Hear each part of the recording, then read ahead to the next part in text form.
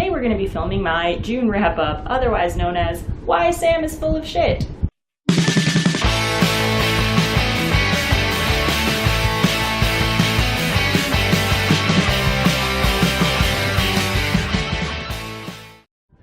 Sorry if you hear any background noise today. I have a window open and it's been raining, and also the fan is on in here.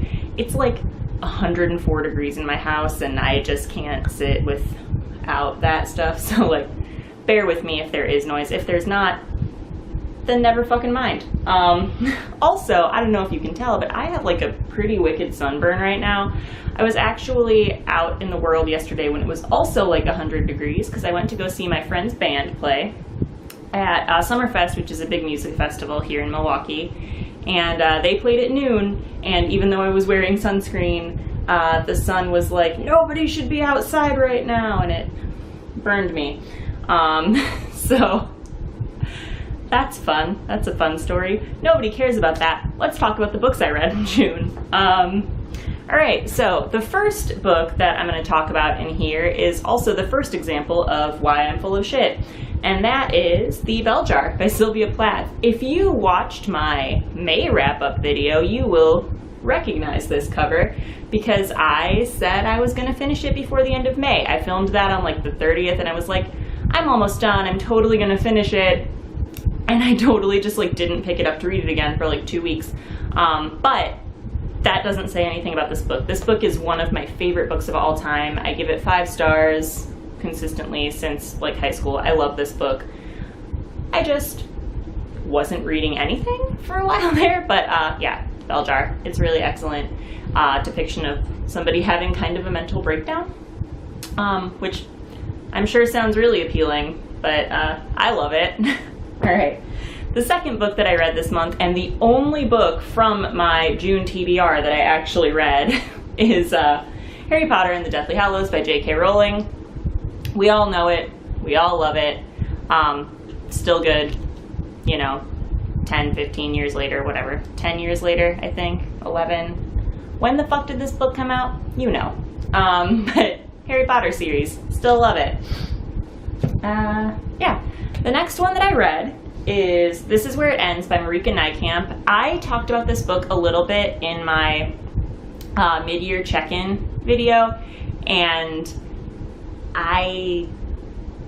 the more I think about it, the more upset I get about it. This book is infuriating, honestly. I plan on filming a full review about this because I just feel if I try to get my thoughts out in a little short, succinct format, it's not gonna work because I just have so many things to say. But this book tried to cover some serious subject matter, and it tried to cover a lot of topics, and I don't think it handled any of them well. Stay tuned for the full review if you do want to know more of what I mean by that. It won't be spoiler free. You've been warned.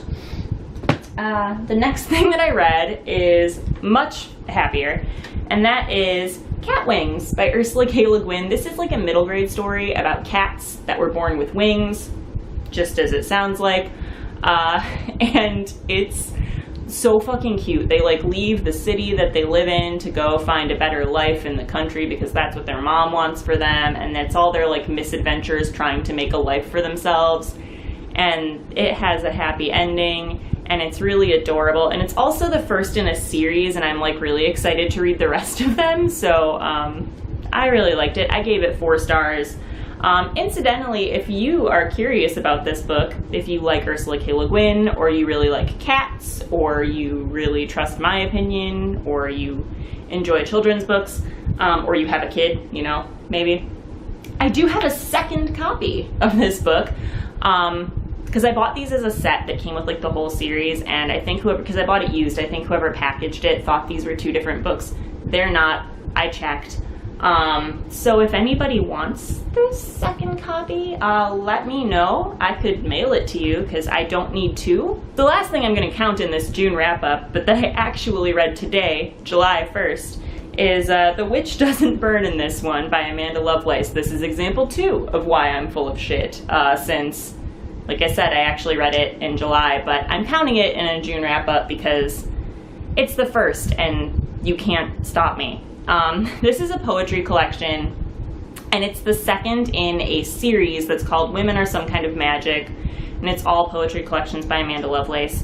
I really liked this. I gave it 4 stars, but I actually enjoyed the first one a little bit more, and that one is The Princess Saves Herself in this one. The quality of the poetry is not any different.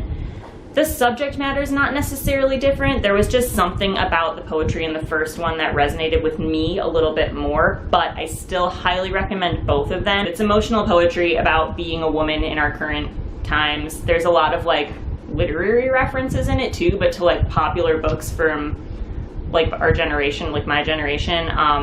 So there's references to Harry Potter, there's references to the Hunger Games, and I think it's really well done. So yeah, I definitely recommend those.